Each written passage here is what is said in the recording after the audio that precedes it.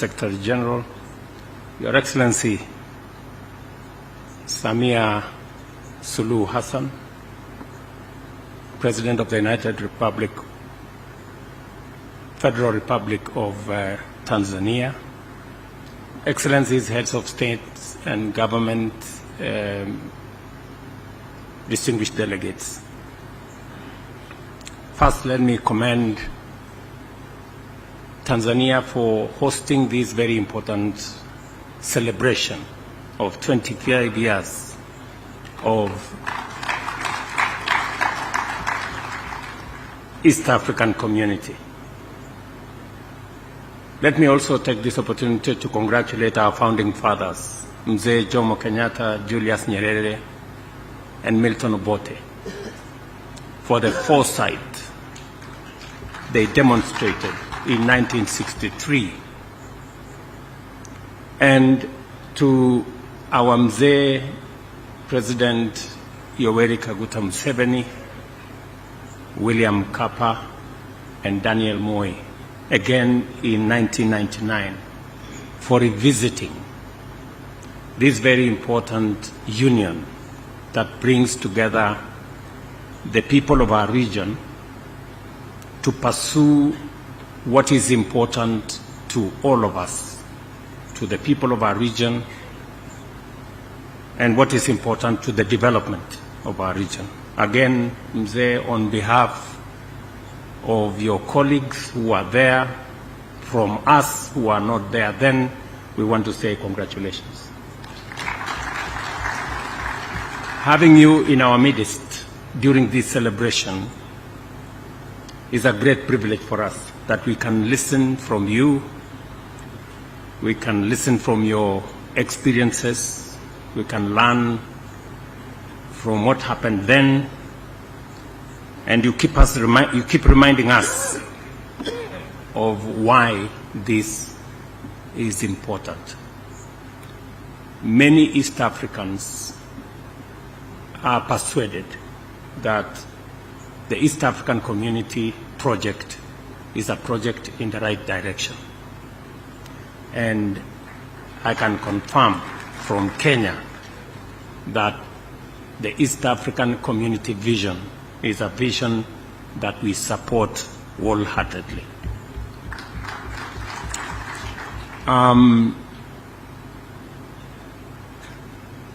The treaty, the East African Treaty, brings us closer and deepens our social, economic, cultural, and political integration and the working together of us.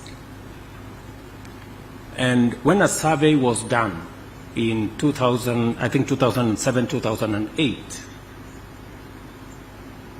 it was overwhelming that the people of East Africa supported the East African community. They even went ahead to support the East Africa Political Federation. And that is why in 2017, I think it was the 18th summit of the EAC, it was then decided that a group of professionals, I think then led by Amos Wako, who is in our midst, the Attorney General of Kenya Emeritus, who is right here, to begin the journey to think about how we can harness this East African community from where we were, the journey towards a customs union, moving into a common market that we are working on, and all our ministers today are working in concert to make sure that we consolidate this market, moving into a monetary union, and eventually into what now we are working on, into a political confederation on our way to a political federation. I must commend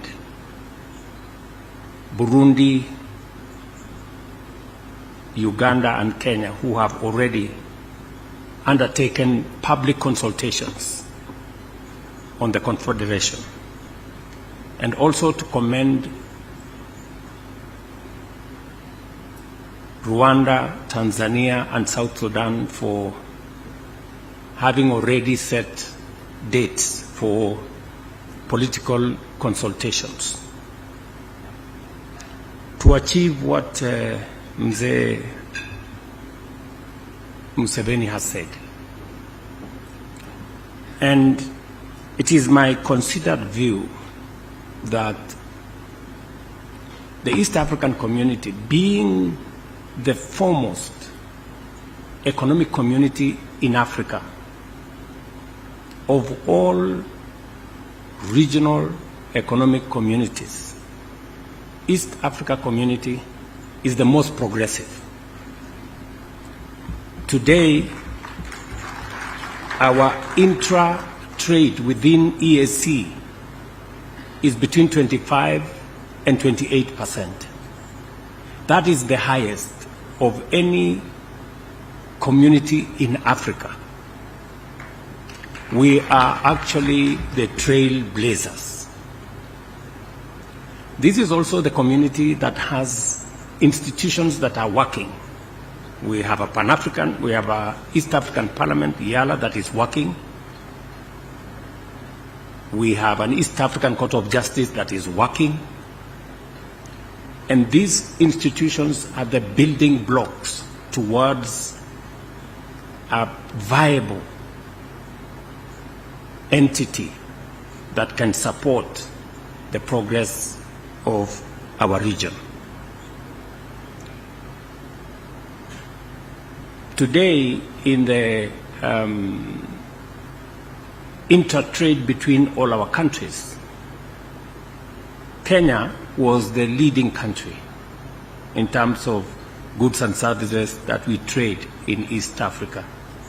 Today, Tanzania has overtaken Kenya, and I must commend Tanzania for the progress they are making, that the numbers are growing of trade between our countries. And as the numbers grow, different countries are selling more different products, different services within our common market.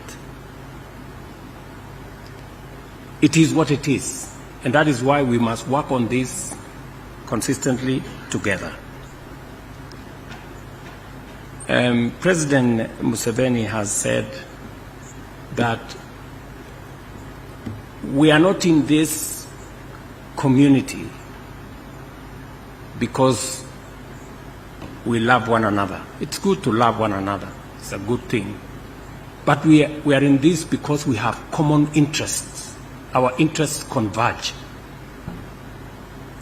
If we have to prosper, we need a big enough market for our producers, for our manufacturers, for our business people to trade and to invest. It is good for business people in Tanzania. It is good for business people in Rwanda. It's good for business people in every country that we have a bigger market. And it's a market that has no barriers. You told us, Mzee, that this is also important because of what you have called strategic security. And that takes me to the question that I have been asked by the Secretary General, the security of our region. We all know that it is not possible to invest or to attract investment. It is not possible to do business. It is not possible to invest unless there is peace, security, and stability. It's not possible. And that is why it is and must be our collective effort to keep our region peaceful and to invest in the security and stability of our region. It is the reason why Kenya is invested in working with South Sudan at the request of President Salva Kiir, when he requested me to provide a forum and a platform and a mechanism for the people of South Sudan to talk amongst themselves. Kenya was ready and willing and available to do that. And there is tremendous progress that has been made in the discussions between the different actors in South Sudan. We intend to conclude this in a couple of months so that South Sudan can continue to do what they must do as a country, go into elections, unify the country, and play its rightful place in the East African community. It is also the reason that between President Museveni, myself, my brother Hassan Sheikh, and the Prime Minister Abiy, we are planning to have a meeting to also reduce the tensions that currently are in the Horn of Africa. Because the security of Somalia, the stability of Somalia, contributes significantly to the stability of our region and the environment for investors and business people and entrepreneurs to thrive. In the same spirit, the process in DRC, which EAC has been involved in, and we welcome the suggestion by DRC to unify the two processes, the Luanda process and the Nairobi process, into one process. We got recommendations from DRC that they would rather this process be put together under Luanda process, and that the facilitator, President Uhuru, from the Nairobi process, be enjoined in the Luanda process. And we are in support of a process rather than running two parallel processes. It is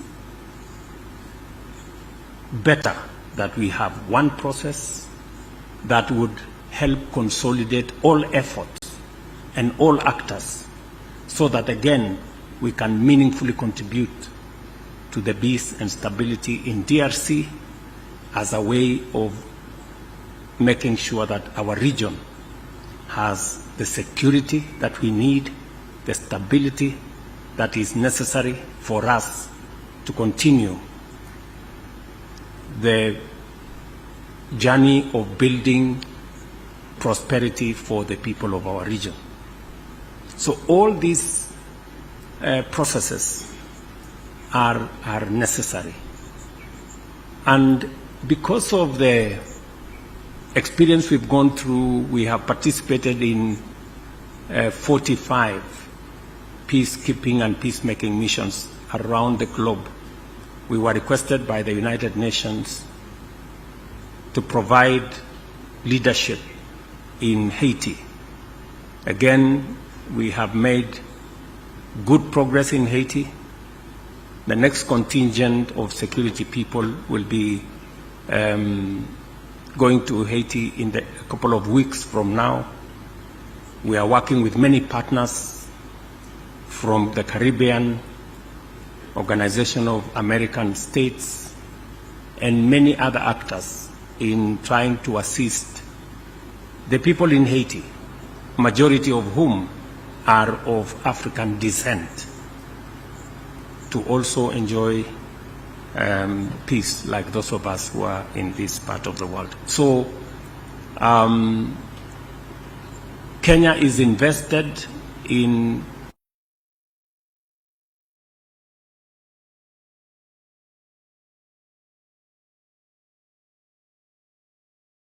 on what helps us to grow. Finally,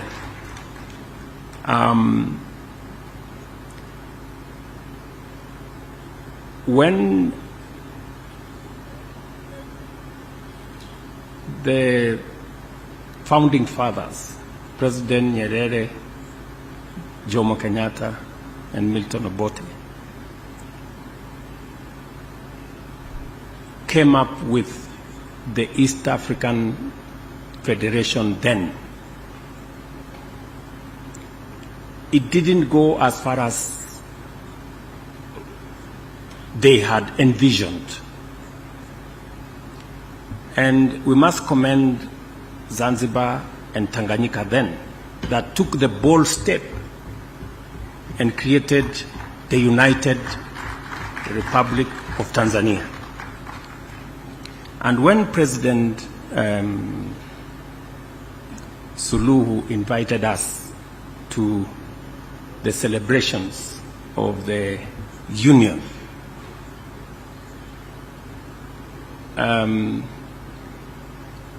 I didn't get the opportunity, but I wanted to ask then. Let me ask now. Now that the unity and the union, ile muungano ilikuwa ifanyike 1963, 64 nafikiri. Hiyo muungano ikaanza ikakuja Zanzibar ikaungana na Tanganyika. Sasa mbona ilikwama hapo? Ingesonga sasa ikuje Kenya, iende Uganda, ndio sasa ikamilike vile waanzilishi wa nchi zetu walivyokuwa wameifikiria. Sasa nyinyi watu wa Tanzania mko na deni ya wa East Africa wengine. Yes. You have a debt to East Africans. That the unity that was figured out by our leaders, that started with only Zanzibar and Tanganyika then, it must not stop there. And you have an explanation to us why it should not move on and become what it was intended to be. And therefore, as East Africans, we demand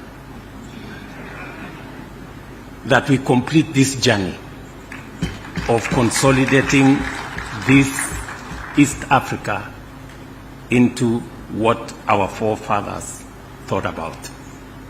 And I think that's the journey we are discussing in the political confederation. Thank you very much.